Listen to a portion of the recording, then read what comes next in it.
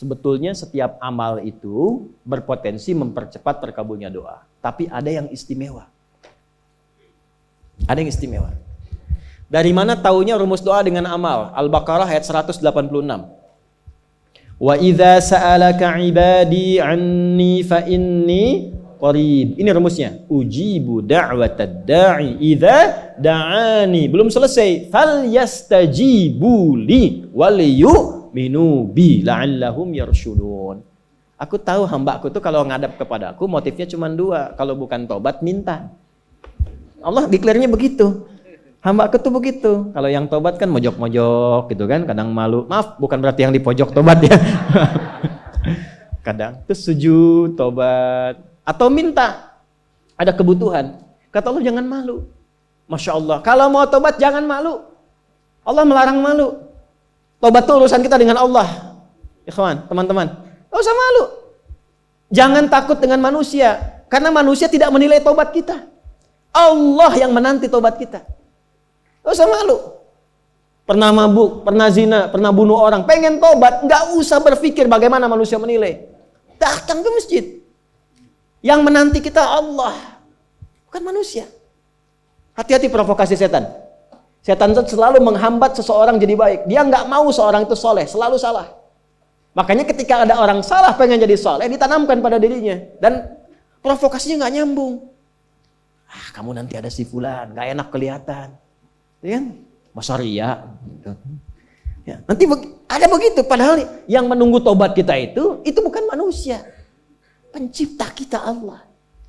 Dan ketika seseorang itu ingin tobat, itu cinta Allah langsung diturunkan kepadanya. Itu rumusnya di Quran surah kedua ayat 222. Innallaha yuhibbut tawwabin. Allah mencintai orang yang ingin tobat. Makanya saya selalu katakan, Allah lebih mencintai pelaku maksiat yang gemar bertobat dibandingkan orang soleh yang tidak pernah merasa salah. Saya bikin status ya. Silakan evaluasi diri. Itu dinanti sampai sampai nyawanya di kerongkongan, ditunggu sampai mau tobat. Ya, sampai mau tobat. Fir'aun aja Fir'aunnya itu dikirimkan keadilan Allah 2 nabi, Musa dan Harun. Cuma ya dasar Fir'aun. Itu. Dan ditampakkan kisahnya untuk diketahui jadi landscape kehidupan kita, bukan untuk jadi cerita. Dan jangan bangga. Ya, sekarang kok saya tuh bingung ya, neraka kok jadi candaan gitu. Ya. Banyak orang kaya ke neraka, kayaknya ber-AC di neraka tuh. Kok bisa gitu? Jadi candaan. Padahal neraka itu ditampilkan diksinya dalam Al-Quran itu sebagai ancaman yang mengerikan. Ya, jangan dirubah. Nah, apa amalan istimewanya? Ya, semua amalan kalau sudah dikerjakan itu doa. Tapi ada beberapa amalan yang ketika dikerjakan berdoa, doanya cepat dikabul. Saya berikan 3 aja nih biar cepat. 1, sedekah. Tapi harus ikhlas ya. Ikhlas. Sudah? Masih ingat nggak kalau tangan kanan memberi, tangan kiri itu nggak tahu? Ya kan? Itu sebetulnya latihan untuk mengelola hati kita. Ya, berikan, udah silent, anggap caranya begini, kalau pengen melatih ikhlas tuh, ketika memberi, anggap nggak ada. Lupakan, udah. Ketika memberi, lupakan, udah. Lupakan, anggap nggak pernah dilakukan. Bapak katanya kemarin nyumbang, nggak tahu saya. Gitu. Nggak tahu, salah dengar mungkin Anda. Itu kan?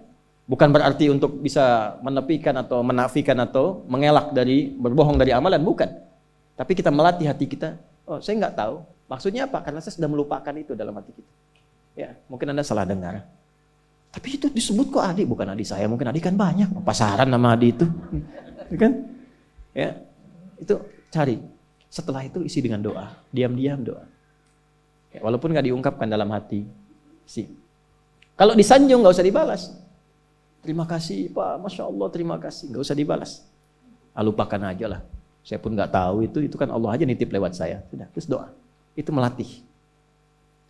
Kalau ingin berbagi tapi belum punya yang dibagi, rumus Qur'annya qaulun ma'rufun wa maghfiratun khairum min shadaqatin yatba'uha adha. Tetap selalu ada. Misal, nggak punya uang nih, nggak punya barang, tapi pengen mengamalkan yang pertama itu. Apa kata Al-Quran? Al-Baqarah ayat 263, paling kiri agak ke bawah sedikit. Lihat baik-baik. Banyak berkata baik, qaulun ma'ruf. Senyum sama orang. Makanya senyum disebut sedekah. At-tabassumu sedekah. Basmatuka fi wajhi akhika sedekah. Senyummu yang menyenangkan wajah temanmu sedekah. Senyum. Tapi yang membuat orang senang, hadisnya begitu, bukan membuat orang bingung.